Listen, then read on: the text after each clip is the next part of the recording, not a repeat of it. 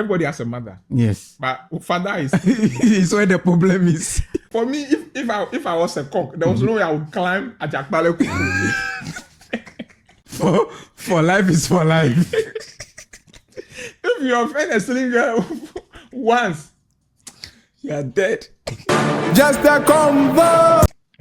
Welcome to Just a Convo with Uncle Lawyer and Wages. I'm in the building. Everybody's here. What was your week, man? Charlie, we've been out for a while, but for we a are while. back. We are back. I had an escapade in some villages. Hey, you're having escapades these days. I've been a villager lately. Yeah? Lately I've been common around villages. Is this something you're not telling me? And one thing that I've observed, in the villages that networks, they have network challenges. Okay.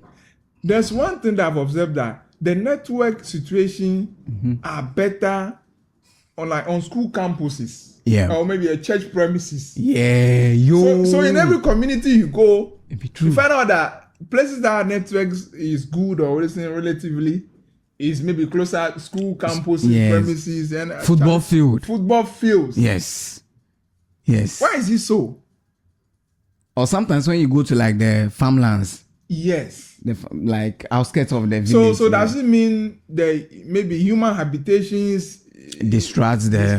or I don't know. Maybe you have to call an engineer and Yeah, it could be so. There's a whole lot of factors. no, I said we should call an engineer. Okay. You are not an engineer. My bad. Maybe see, my days in the village, Yeah. I've observed animals. Okay. And I was so sometimes I would go to this, like, in search of network to the school premises. I'll sit there to make calls. So now I observe these animals come by, the dogs, the mostly goats and fowls. Fowls, yeah. When the way they mate, and I observe how animals mate. Like they just jump out of this thing. In the next moment, he climb another one. He run after this one. Like, see, maybe I should write. That's why when they say you are behaving like a dog. maybe I should study biology. You are behaving like a dog or a he-goat. It means it's a big insult. No, and see, it's crazy to be like that. If you are a human and you are living like that, you have no control over your edges. It's wild. That's when It's wild. And you are living on the edge. What can discriminate you? What can and they have no taste. So how can a nice looking for me if I was a cock, there was no way I would climb a Jakpale Kuku. Then the one that don't have face, the neck look. they know the bee. What is this? My guys, see, they don't get taste. So if you say you don't like Jakpale Kuku, does that mean you don't like slim girls too? Slim girls, no, I know my slim girls. Biologist, what is a Jakpale Kuku in English?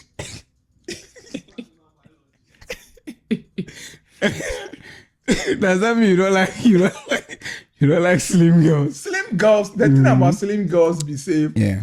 I'm not going to say it loudly. Yeah. But slim girls nag. I don't know.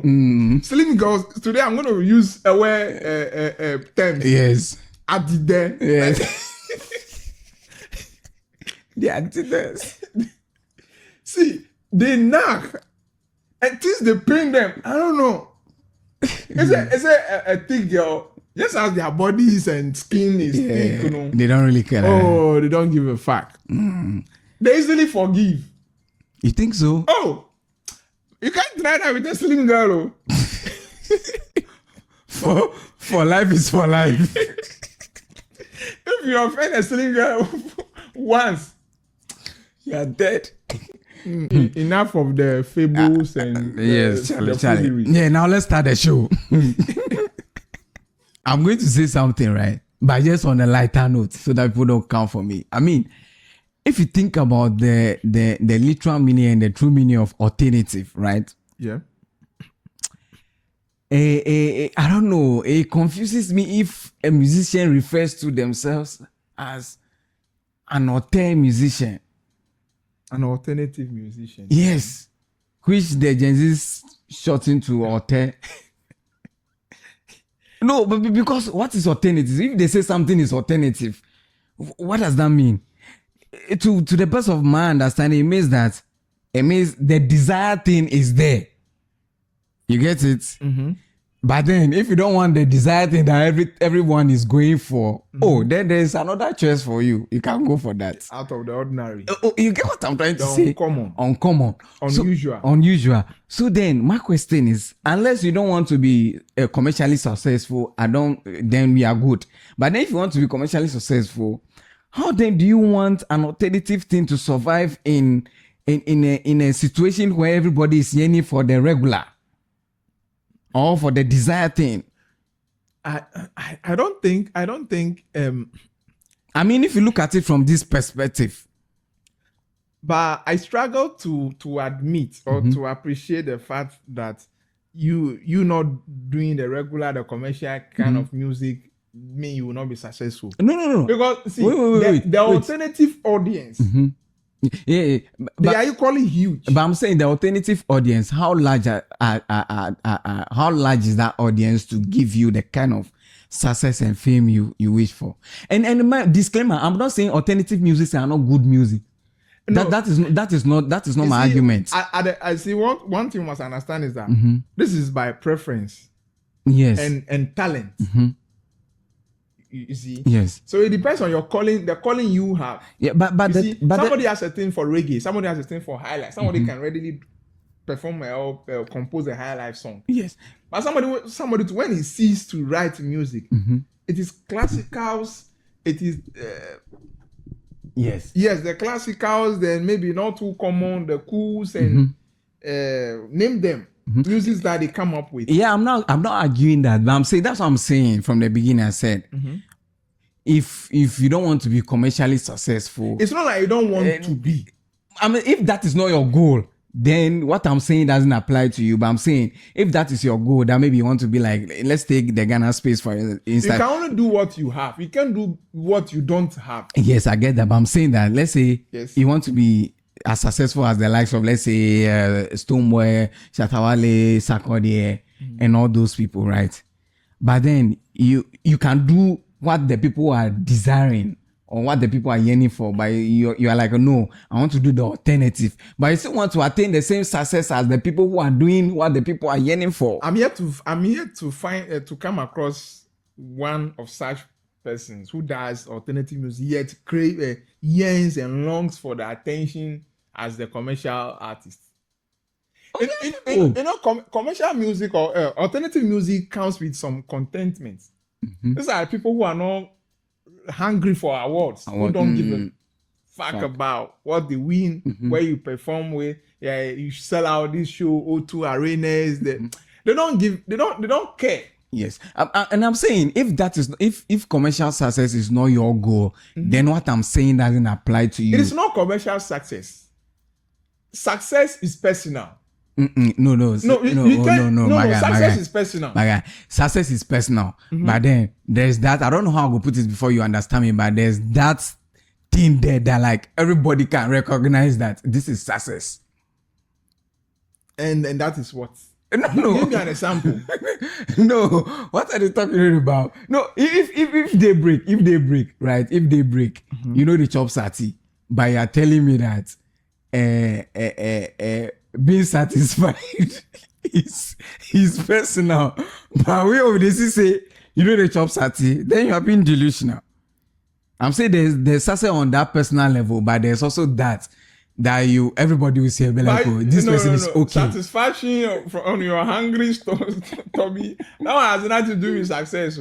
No, one thing I'm just giving you an analogy. Success is personal. I'm not saying because that what success means to you may not mean to the other. See, not until you to you maybe you want to become a billionaire, a millionaire. That's the success you are looking at. But somebody to be able to afford a car, have a decent home, to be able to provide for his family is success. It's what he needs and he yearns for. Yes, and I am saying that there's a meeting point. There's that level where everybody can recognize that, oh, this person, he beat the poverty line.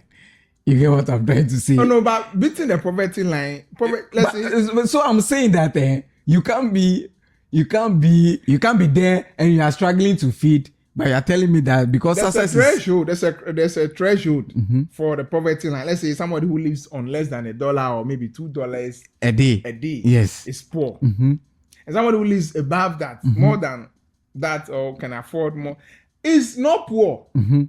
Yes, and I'm saying that you can't be living below, let's say, $1. In this case, you can't be living below $1 and claim that you are successful because success is personal. No, but okay now. So if you live on, let's say, $5 a day, you are okay. It's fine. You've beat. So that's okay. But there's somebody who wants to live on $100, and that is also not wrong. That is his own cup of tea. That is his own worries. But I'm saying you can't be below the threshold and claim that you are successful because to you success is personal. Do you get my argument? So if you just beat the threshold by 0.5 no, fine. We can count you among the people who are successful. But you can't be below that threshold and say because success is personal, I'm successful. But what I know is that people who do the alternative music too are people who don't crave attention. Okay. But recently they are. And name them.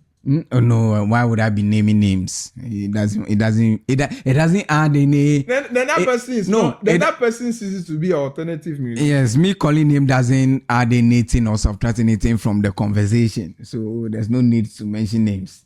There's no point. Yes, I am saying that if that is the case, if you don't know that this is what counts with the path you've chosen, then in a way you are being delusional because you can't be on that path and still be yearning from what is on the other side of the path you've chosen. Because one thing I know about alternative artists, they are self-motivated and fulfilled people. Individuals. Yeah. You see? Yes, and I am. They don't count your blessings on topping charts, on playing shows here and there, on streams. Yes. How many streams? No. Yes. They don't. And the thing too is that. You don't need 1 billion streams to be rich or to be. There's that. So I am saying that if you are going to go the alternative or the hotel way, they know that this is what counts with it. Yes, people have maybe 10,000 monthly listeners. And they are okay. They are okay. There's nothing wrong with that. But I'm saying that you can't be in the hotel space and be yearning for 10 million streams. Then that person is not an hotel artist. It's just using hotel as a cover up. Like you're saying, the person is being delusional. Yes, that's my point. He's suffering from identity crisis. That's my point. There's in no way I'm saying hotel music is not nice. I listen to some of them. They are great music, or they are not serious people. That is not my point. I'm just saying that you can't refer to yourself as that, brand yourself as such, and yearn for the things that are on the opposite end of the path you've chosen. You get it? How? Do you think morality stems from privilege? Like it's a privilege thing? I beg to differ. Like you would have to be morally upright. You would have to have certain things in place, things that might cause you to go contrary to your morals. It's nothing to you. It's like you have them. I think morality largely depends on your upbringing and your norms. Would we say that's actually because maybe what if the upbringing, right? You were just afraid that maybe you might get punished for doing certain things. So at the time that you were with like your parents and all those things, you were morally upright. But you step out of that, there are so many reality they hit you. No, but so you end up doing things that you thought you would never do. Well, there are exceptions to everything. But the thing is that in the ideal situation, let's say whatever your parents instilled in you, the socialization process, schooling, your beliefs, culture, schooling, everything you've been taught growing up are supposed to make you, to stick with you throughout your journey on earth. You see, it is not as though you pretend to be good boy just because your father will lash you, and when your father is not in the house, you do whatever you please. Yes, but that's in the ideal world. Let's face the reality of things where you and I can agree that we've been in situations where we took certain decisions that under normal circumstances we shouldn't have. And it has violated whatever upbringing our parents have taught us. Like how you lost your virginity. That I'm keeping mine intact. You get what I'm trying to say? The thing too is that sometimes exposure to day inside. I'm not sure your father taught you promiscuity. Because I know your father. He would not have taught you humanizing. I don't know what you're talking about. But when you learn humanizing from that one, I don't know. Is it out of school? You were exposed to people. I don't know where you learn it from. But let's look at it from this angle. What if all this while, assume you were born a humanizer. Yes, that you didn't have the enabling environment. Hypothetically, to blossom. To thrive. To my full potential. Hypothetical. Let's assume that is the case. What if it's not hypothetical? We are saying the reality. What if that is the case? There are people like that too. So maybe there are your types. So that environment was rather impeding on my progress. Was a thorn in your flesh. So I just needed to get out of that environment and explore and do me. You understand? But then, once that person is in that environment, the person will be seen as morally upright. So if the person is out of that environment and he does something, be like, hey, you. No, you see, the point of morality is that it is for the greater good. Okay, so which is why we strive to live by those principles. Okay. So you can't say that I am born a humanizer, so I should be allowed to be humanizing. Okay. To be involved in fornicating and adultery here and there. When somebody married his wife, and you say, I'm a born a humanizer, I'm a destined humanizer. So somebody has a bona fide wife, you go and destroy somebody's marriage. You know. Where was it written that humanizers should eat people's wife? What happened to the single people? Yeah, so it is for the greater good that if you all live by this, if you all do not steal, if you all do not insult, yes, we have a civil environment and a society. If anybody don't covet what does not belong to you, but what I am saying is that if certain things are not available to you, right? The situations in which you be, you will not even know that there's something exists called morality. They will not always be available, but we must endeavor to adhere, to observe those principles. But I'm saying that there are situations where there are people that up to now they don't know what is morally upright because of the situation they grew up in. What life has offered them, like the kind of condition in which they are. Do you know that it's no excuse to steal that I don't have, which is why I have stolen? Fine. Do you know it's no excuse? If it is not an excuse, I'm saying that at that point, that person doesn't know that it's not an excuse, so he will steal.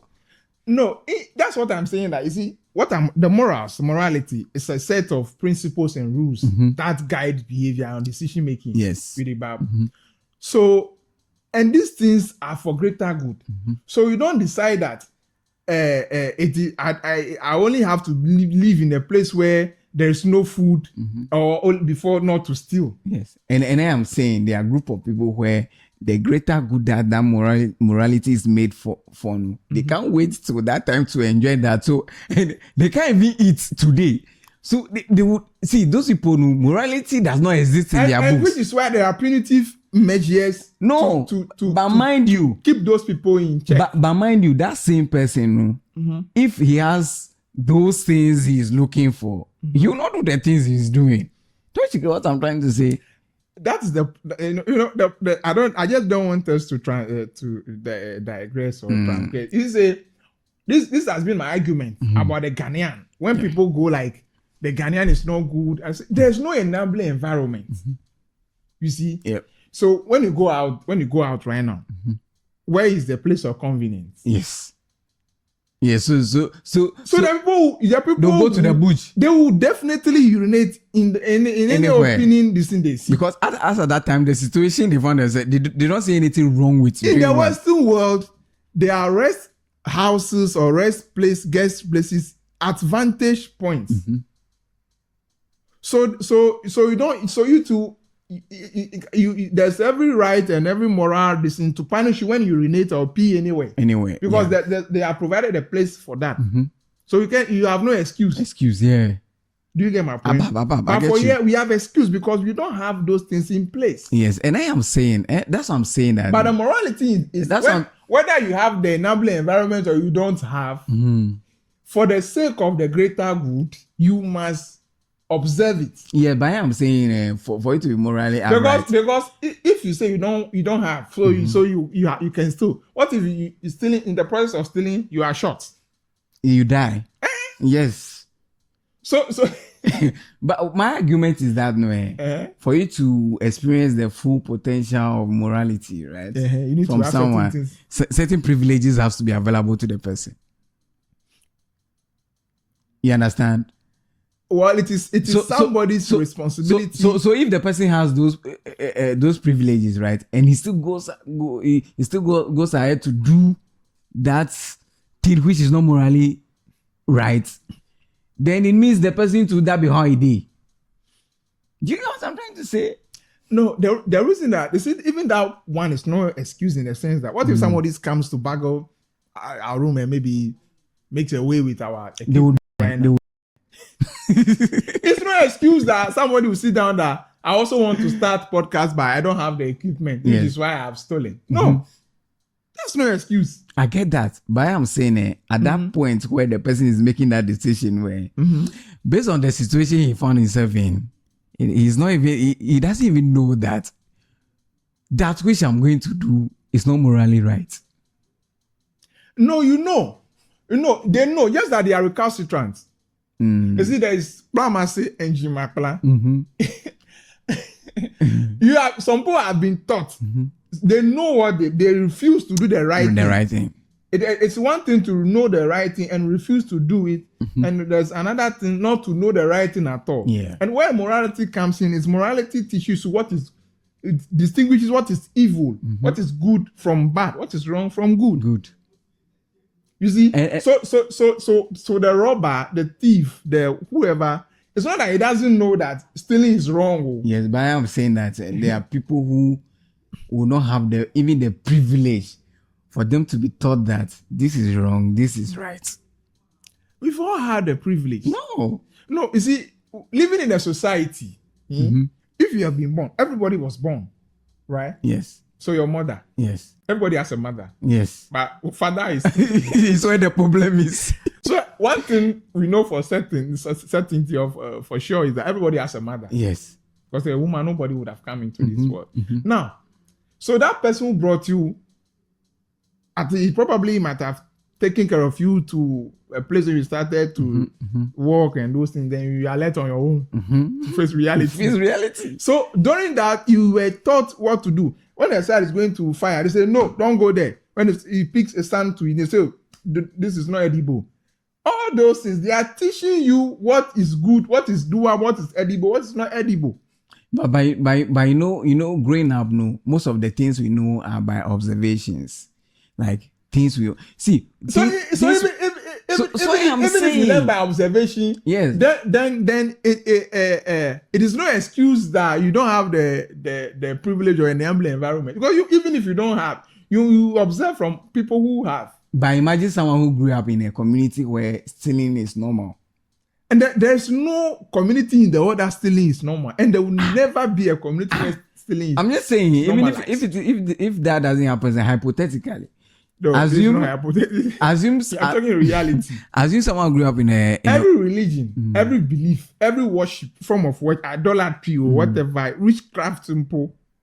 They also know that stealing is bad.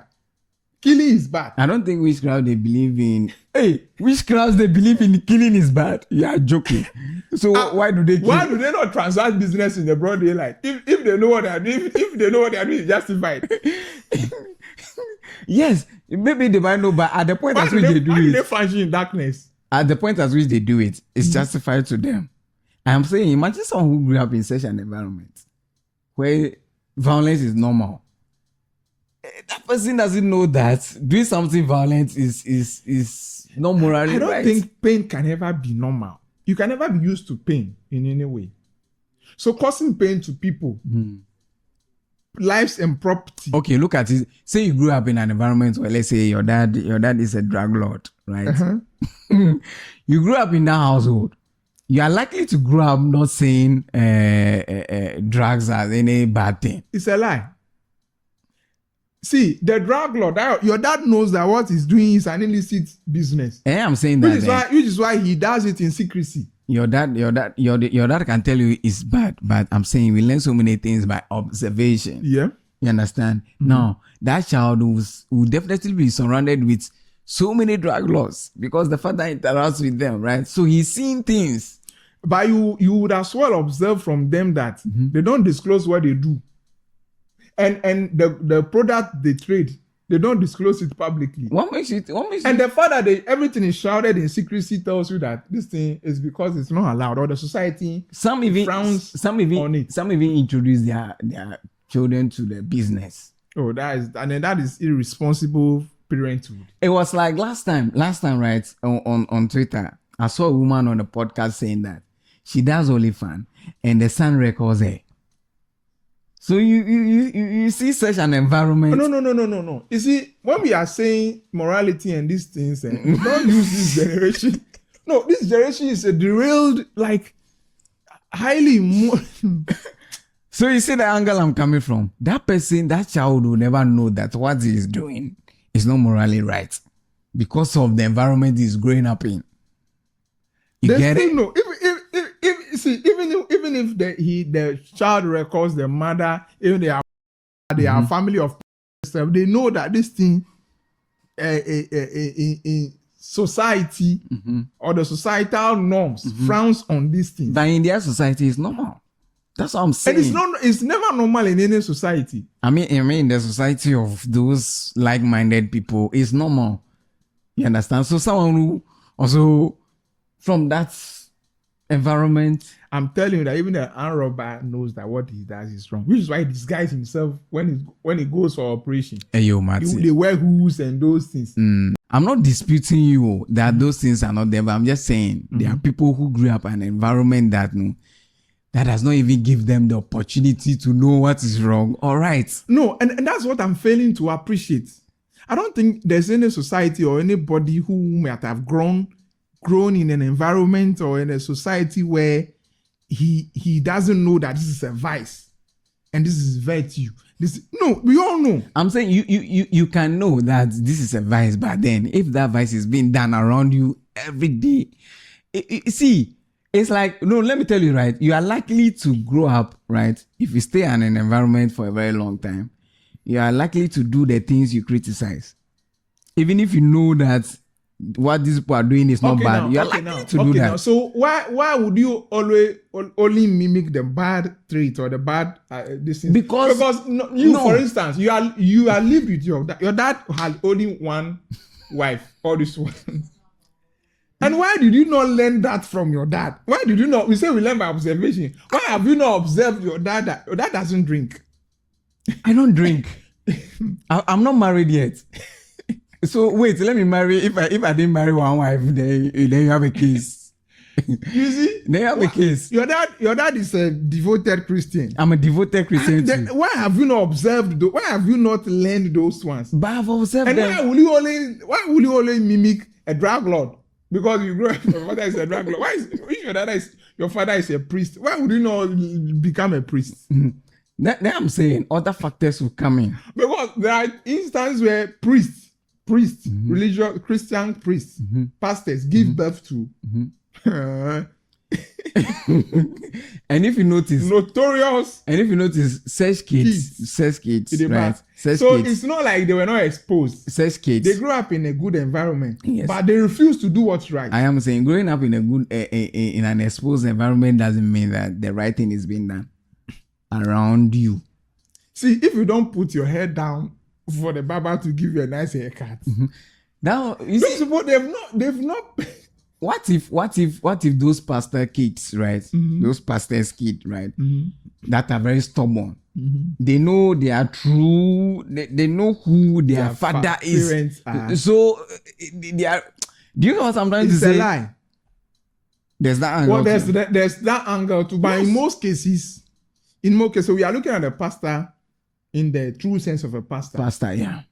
Not somebody who does something and then tell me it yes. No. A pastor in the true and the actual sense of it. Pastor. Bro, you see, even those kids, right? It could be that they grew up in another environment far from their parents. So that environment influenced them.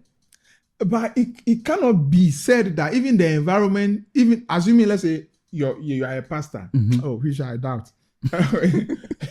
Like a pastor. Yes. Even if the parents, the kids or the wards are not living with him or may not be living with him, I don't think that they will be living with, I don't know. Even if they will not live with the parents, they will not be living in a negative environment, a bad environment. Imagine a pastor's kid that has gone to a pastor's kid in the university, right? Yes. And then you have roommates who smokes, drinks, bring women, and all those things. Fine, you say, well, the first one, I can live there. The argument will be like, they didn't tell you, so you can leave. You can't switch rooms. You know, the beauty about life too is that it cannot be said that, let's say, in a room, everybody has the same lifestyle in the room. There will always be an introvert. Maybe three. Let's say a room of four. Yes, three may be extrovert. Your types. Yes, and there will be that quiet, God-fearing, godly guy. Yes, like me. I had a roommate who keeps beans in rice cooker for 3 days, and he's able to eat it. So that's the beauty about life. So it cannot be said that, let's say in a class, everybody is dumb. There will always be a smart one, even if one or two in one class. Let me continue my roommate story for you. The beans guy, and the funny thing is, he's a prayer warrior. So I'm saying if he eats that beans 3 days after, we go to pray. He shot, boom. He come out. The things that come to your mind, sometimes I wonder. Atomic bomb. No. Shepherd has bombed the ships.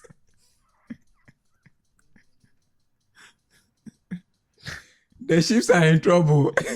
Am I safe to say the likes of Einsteins, Isaac Newton, those people, those crop of people, right? Am I safe to say they are the smartest people who ever had? Or whoever gets? You are spot on. Whatever the English is. You are spot on, my brother. Those people, their IQ levels are out of this world. They were genius, like to say. Bro. They were. See, when they say Homo sapiens, they were referring to them. Sapiens, like wise men. They were referring to them. Bro. As far as we are just Homo and vibes. No, we are Homo and vibes. Do you know why I'm asking this thing? Because if I might be wrong, but most of the things we are enjoying right now, they are built on the things they have discovered. The foundations laid by the Aristotle, the Plato, the Charles Darwin, Isaac Newton, like you rightly mentioned.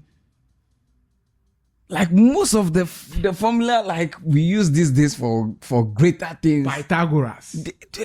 They came up with those things. I'm not saying people are not discovering new things these days. No new thing has been discovered. Yes. Yeah.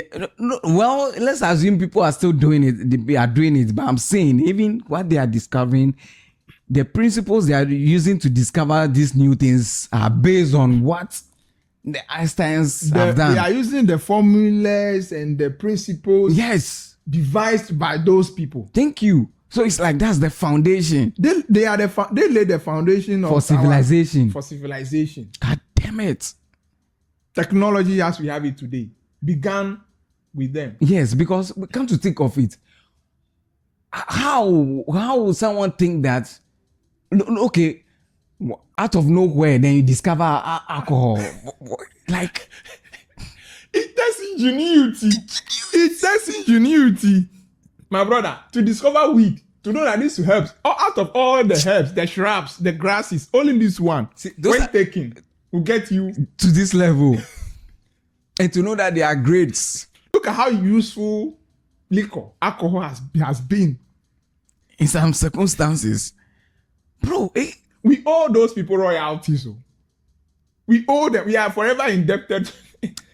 And the one that busts my brain is that, okay, fine, we can get alcohol from other things, but palm tree, as for the palm tree, it didn't worry me. Like, how? How did you know that there will be something? The person who discovered metal and that formed the basis for all the inventions now that metal can be used to do this, can be shaped to form this. This. Bro, look at that. Those people, how were they thinking? You know, but I think every generation has something to offer. That is it. So what is our generation offering? And what is your impact in what this generation is offering? But we can can we measure, can we quantify your contribution in this generation? We can do TikTok challenge. Is that a joke to you? Can Einstein do that? Einstein can never. The phone that you are using, the cameras you are using today, they lay the foundation. So if you did. 3-hole camera, light. Who discovered light? Yes, and light has been there because the sun has been there ever since. And I'm saying that they've discovered that they use it to make phone. If you didn't use it to do TikTok challenge, will it be useful? Would the device be useful? No, you are just finding use for it. So every generation has its purpose. So our purpose is use. Yeah, right now. They are using the things. No, this generation, our purpose is to destroy everything. So that destroy.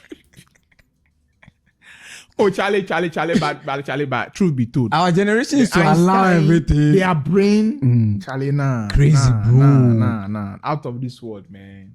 How are they? I don't think we can ever have. No, I think we've had a few of those incarnate. Lately, there has been keys who can perform complex mathematical equations, even when they've not been even started schooling and those things before. Maybe they are the Einstein kind of people. Yeah, but then if you go deep down into those kids too, you realize that there's a foundational principle they've applied that came from the Einsteins. Yes, that made them able to. So you see how deep these people their work is.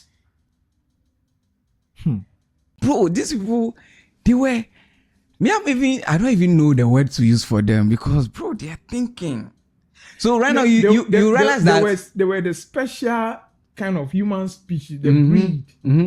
It's right now this generation. Okay, what we are doing right now is more of like an didn't marry. If they married, they would have passed on their traits and those genes.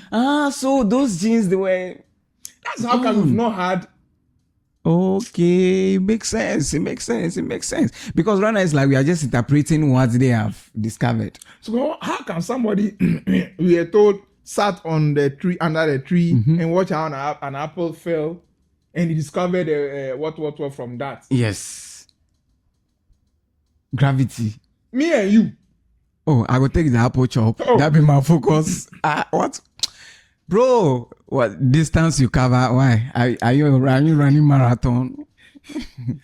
Crazy. I'm eating the apple. Bro, crazy. Anyways, you have any other thing to say? Not so much. We good? Nothing to say. We can leave.